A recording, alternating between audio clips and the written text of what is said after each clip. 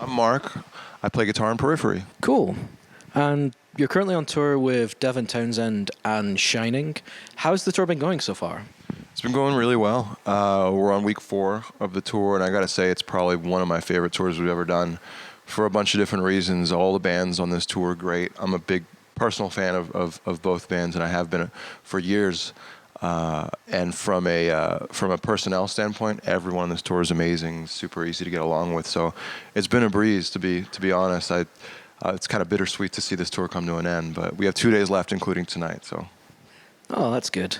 Your most recent album, Juggernaut, came out a few months ago. What's the press response been like for that? To be honest, I don't know. I haven't really been following it all that closely. It's a very deliberate effort every time we put out an album to not look at the press. Sorry to you guys out there. I try and avoid that because it tends to dictate how I look at the process, how I look at the album, and I'd prefer not to. I have my own way of sort of viewing how we've come and how we've recorded and put out the album. So I really would prefer not to read those. But yeah, I mean, last time we were here, the crowds were a lot smaller. And we've come back 2 years later, and the crowds are bigger. So hopefully we're doing something right. Oh, yeah. And if I remember correctly, it was a double album as well. It was a double album. Yeah, it was Juggernaut Alpha and Juggernaut Omega. If you don't mind me asking, what made you decide to do a double album? There's a bunch of different reasons. Initially, we wanted to do one album, but we realized there was over 80 minutes of material, and there was a very clear-cut divide we could make between this big, long piece of music that really made sense for us to do 2 albums. Now, there was a question we had in the first place. Do people really want to hear an 80-minute long album in this day and age? People have enough trouble sitting through 2 hours of music these days, or 2 hours of a movie, for instance. And what's to make us think that they'd be into 80 minutes of music? So we decided to split it up amongst 2 releases, give people the option to sort of buy one album while ignoring the other, or buy both, or whatever. And we tried to price it from our own way to make it, I guess, manageable for people to go and buy both albums without paying an arm and a leg for it.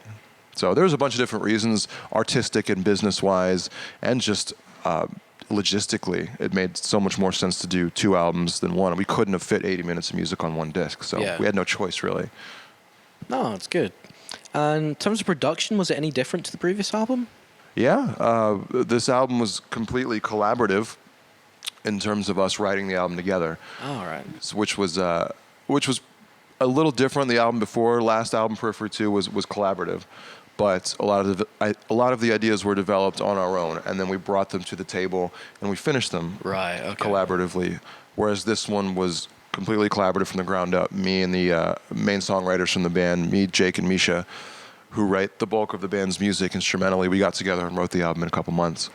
So from a songwriting standpoint, it was very different. From a production standpoint, it was done completely on our own. We self-produced.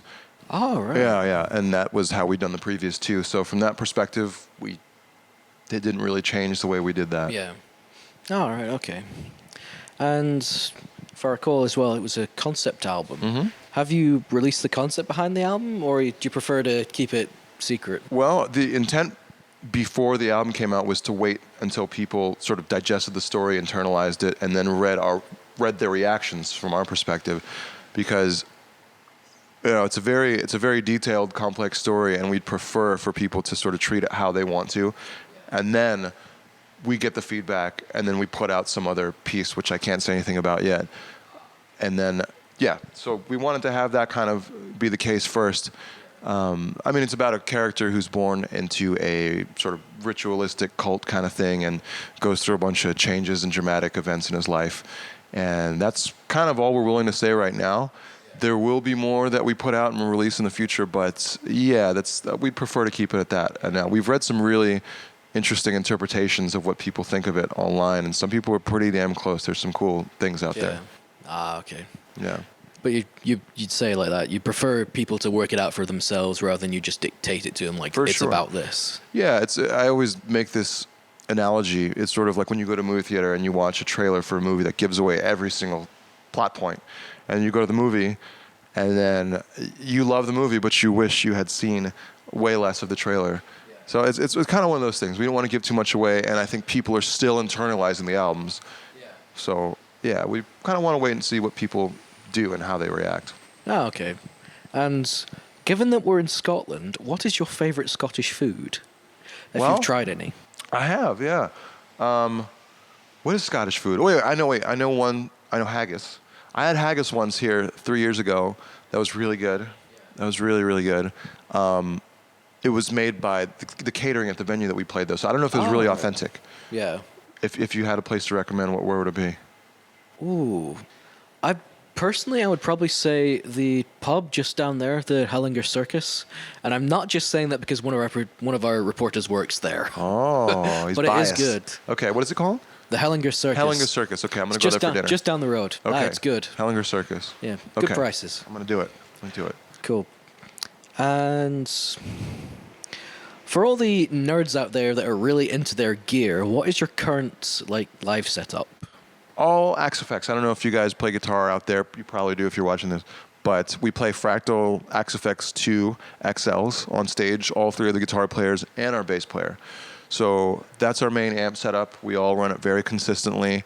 We have dozens of presets and patches that we cycle through live.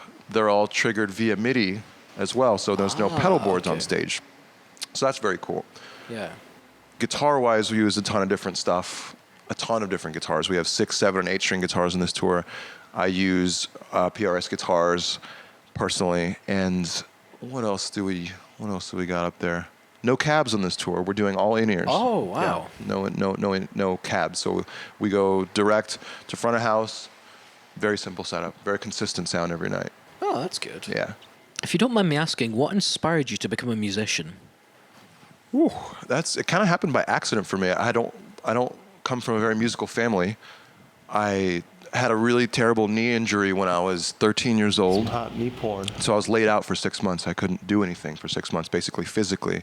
So I picked up a guitar because I saw an MTV special on the Foo Fighters in 1995, where Dave Grohl was fronting the band, obviously, and he just had this charisma and magic that made me want to try out the guitar. So I picked it up, and just by coincidence, something clicked with me in the guitar, and I never stopped doing it. I mean, in terms of becoming a professional musician in a touring band, that kind of happened by accident. I never really aspired to be one until I realized that I was excelling pretty fast with the guitar, and yeah, I decided to give it a shot with this, and thankfully we've been very lucky. Oh, very good. And my final question for tonight is, what sort of set can we expect tonight? Is there a lot from the new album, or is it a mixture of the previous albums? There's a lot, and that's very much our intention, to go out there and play new songs because they're very fun for us to play, and we feel it's our strongest material by far. But we've had a lot of reactions from people asking us, play more new stuff, play more new stuff, play more new stuff. Yeah. Which is cool for us because that's what we want too. So we're playing a lot of new stuff from both albums, and it's a fun set for us. Lots of fast stuff, slow stuff in between. So yeah. It's a fun one.